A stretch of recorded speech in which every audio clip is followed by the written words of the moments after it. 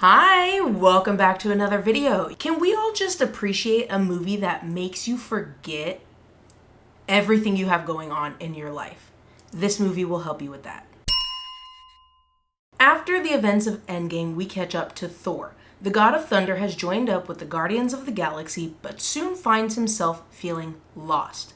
His journey to find meaning is interrupted by Gorr the God Butcher, a killer who seeks the extinction of the gods. This movie is packed full of color and humor. There was so much about this movie that made me smile, but of course, we're gonna talk about the music first. I am a fan of classic rock, so to hear hit after hit after hit, from Guns N' Roses to Dio, I loved all of it. Not only did the music stand out, but so did Christian Bale with his portrayal of Gorr. My dudes, he brought so much weight to an otherwise completely comical movie. And every single scene he was in, he was amazing.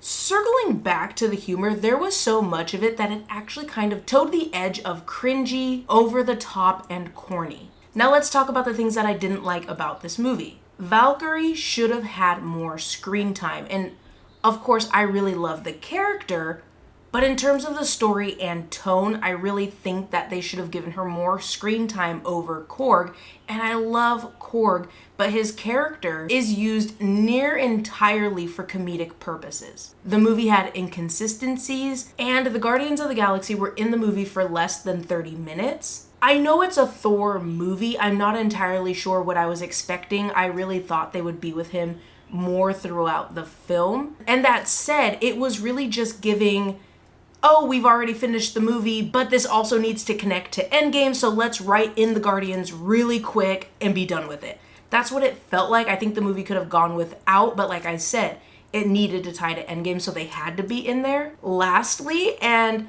everything we just talked about, I could live with, right? But one thing that really gets me heated, you guys, what is with the obsession with making Thor's trauma a punchline? I can't stand it. I didn't like it in Endgame, and I don't like it here. I really wish they handled it more seriously. That all said, I really do love this movie, and to be honest, the things that I kind of griped about, the inconsistencies, the Guardians not really being in the movie, Thor's trauma being a that's really kind of packed into the beginning of the movie, so it's really easy to kind of forget about. The movie has those light and funny moments, but it also can shift so quickly to darker and more heavy moments. This is another movie that made me cry, and to be perfectly honest, I just do that sometimes, but this time I gotta say it hit me close to home, and I was not expecting that. If you've read the comic books and you know Mighty Thor's origin, then you might know what I'm talking about here. Alrighty, I watched it, so you don't have to, but was it worth the watch?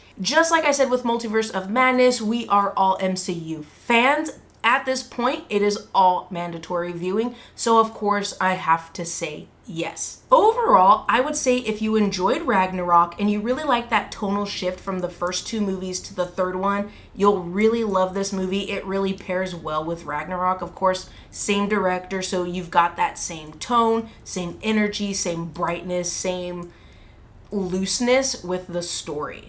Coming in at 1 hour and 59 minutes, Thor Love and Thunder really goes by quickly, and honestly, by the end of the movie, I was just ready to buy tickets to go see it again. Just like Multiverse of Madness, I'm gonna plug this part in right here. We do have to talk about things you do need to see before you watch Thor Love and Thunder. For Thor's full and fleshed out story, you're going to wanna watch Thor, Thor the Dark World, Thor Ragnarok, Avengers Infinity War, and Avengers Endgame. If you don't have time for all of that, honestly, with Avengers Endgame, Avengers Infinity War, you can skip through it to Thor's parts. If you can watch all of these movies, I would definitely watch them all because you'll really understand the character, his character development, the origins, everything he's gone through, the trauma, and you'll understand why I cannot stand the fact that they use his trauma for humor. But that brings us to the end of the video where I watched it, so you don't have to. Go ahead and leave the video a thumbs up if you liked the video, so I know you liked the video. While you're down there, favorite Avenger. You guys, You can learn a lot about somebody by knowing their favorite Avenger, so let me know down below. Me personally, your girl's a huge Spider-Man fan. Love him, but close second is actually Thor. So let me know down below, favorite Avenger. While you're down there, go ahead and click the subscribe button so you don't miss the next movie I'm going to be watching for you. But until the next video, take care of yourself, spread positivity, be safe, and choose love. Bye.